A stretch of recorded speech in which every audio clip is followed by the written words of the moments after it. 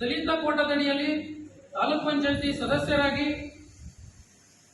ಮತ್ತು ಅವರ ಸ್ನೇಹಿತ ನಾಗರಾಜ್ ಅವರವರು ಜೊತೆಗೂಡಿ ಕೇವಲ 50 ರಿಂದ 55 ಲಕ್ಷಕ್ಕೆ 3 ಎಕರೆ ಜಮೀನನ್ನು ಮಾರಾಟ ಮಾಡ್ತಾರೆ. ಇತ್ತೀಚೆಗೆ 1-2 ತಿಂಗಳ ಹಿಂದೆ ಅದರ ದಾಖಲೆ ಕೂಡ ಇದೆ. ಇದಾದ 1 ತಿಂಗಳಲ್ಲಿ ಸವರ್ಣೀಯರ ಹೆಸರಿಗೆ ಟ್ರಾನ್ಸ್ಫರ್ ಮಾಡಿ 95 ಲಕ್ಷಕ್ಕೆ ಹೆಚ್ಚು 1 ಎಕರೆ ಮಾರ್ತಾರೆ. 3 ಎಕರೆಗೆ 1,20,20,00,000 ಹೆಚ್ಚು ಲಾಭ ಗಳಿಸ್ತಾರೆ. ಇವರು ದಲಿತರ ಬಗ್ಗೆ ಕಾಳಜಿ ಇರೋದಾದ್ರೆ ನೋಡಿ, ನೀವು ಬಡವರು ಜಮೀನು ಮಾರ್ಕೋಬೇಡ್ರಿ. ಇನ್ನು ಮುಂದೆ 1-2-3 ತಿಂಗಳಲ್ಲಿ ಭೂಸ್ವಾಧೀನ ಪ್ರಕ್ರಿಯೆ ನಡೀತದೆ. ಇದ್ರ ಬಗ್ಗೆ ಎಲ್ಲರಿಗೂ ತಿಳಿದೈತೆ. 6-7 ತಿಂಗಳಿಂದ ಎಲ್ಲರ ಗಮನದಲ್ಲಿದೆ. ಮಾರಾಟ ಮಾಡಬೇಡಿ ಅಂತ ಹೇಳ್ಬೇಕಾಯ್ತು. ಅವ್ರಿಗೇನು ರಿಯಲ್ ಎಸ್ಟೇಟ್ ಮಾಡಬೇಕು. ಈ ಜಮೀನೆಲ್ಲ ಮಾರಾಟ ಆಗ್ಬಿಟ್ರೆ ರಿಯಲ್ ಎಸ್ಟೇಟ್ ಮಾಡೋಕೆ ದಾರಿನೇ ಇರಲ್ಲ. ಈಗ ಅವ್ರಿಗೆ ಏನಿಲ್ಲ ಬೇಕಾಗಿರೋದು ರಿಯಲ್ ಎಸ್ಟೇಟ್ ನಡಿಬೇಕಂದ್ರೆ ರೈತರ ಜಮೀನು ಉಳಿಬೇಕು. ಅವರ ಉದ್ದೇಶ ಇರೋದು ರಿಯಲ್ ಎಸ್ಟೇಟ್ ಮಾಡೋಕ್ಕೆ.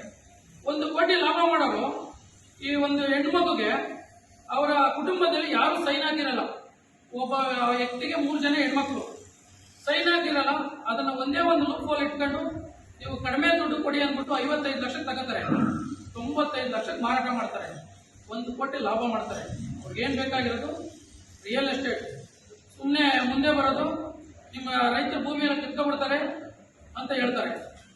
ಹಿಂದೆ ಅವ್ರು ಹೋಗೋದು 5 ಕೋಟಿ ಕೇಳಿ 8 ಕೋಟಿ ಕೇಳಿ ಅಂತ ಅವರೇ ಮಿಸ್ಗೈಡ್ ಮಾಡ್ತಾರೆ. ಜನಗಳನ್ನ ತಪ್ಪು ದಾರಿಗೆ ಹೇಳ್ತಾರೆ. ಜನಕ್ಕೆ ಅರ್ಥ ಆಯ್ತಲ್ಲ, ಸರ್ಕಾರ 60 ಲಕ್ಷ ಕೊಡ್ತದೆ, 1 ಕೋಟಿ ಕೊಡ್ತದೆ ಅಂತ ಸುಳ್ಳು ಆಶ್ವಾಸನೆ ಹೇಳ್ತಾ ಇದ್ದಾರೆ. ಆದ್ರೆ ನಮಗೆ ಅಂದಾಜಿಸಿರೋ ಪ್ರಕಾರ 2 ಕೋಟಿಗೂ ಹೆಚ್ಚು ಸರ್ಕಾರ ನಿಗದಿ ಮಾಡ್ತದೆ ಅಂತ ನಮಗೆ ಮಾಹಿತಿ ಇದೆ. ಮತ್ತೆ ನಾವೇನಿದು ಇವರ ಪರವಾಗಿ ಭೂಸ್ವಾಧೀನ ಪ್ರಕ್ರಿಯೆ ಪರವಾಗಿ ಏನು ಹೇಳ್ತೀರಾ? ನಾವು ನಮ್ಮದೇ ಆದಂಥ ಬೇಡಿಕೆಗಳನ್ನು ಗ್ರೇಟರ್ ಬೆಂಗಳೂರು ಪ್ರಾಧಿಕಾರಕ್ಕೆ ಹೇಳ್ತಾ ಇದ್ದೀವಿ.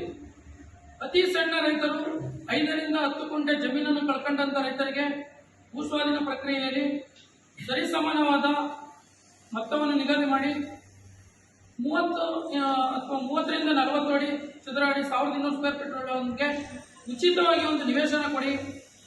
ದಲಿತ ಮಕ್ಕಳ ವಿದ್ಯಾಭ್ಯಾಸಕ್ಕೆ ಅನುಗುಣವಾಗಿ ಇಂಡಸ್ಟ್ರಿಯಲ್ ಡೆವಲಪ್ ಆದಂಥ ಸಂದರ್ಭದಲ್ಲಿ ಮೀಸಲಾತಿ ಅನ್ವಯ ಅವರು ಉದ್ಯೋಗಾವಕಾಶ ಕಲ್ಪಿಸಿಕೊಡಿ.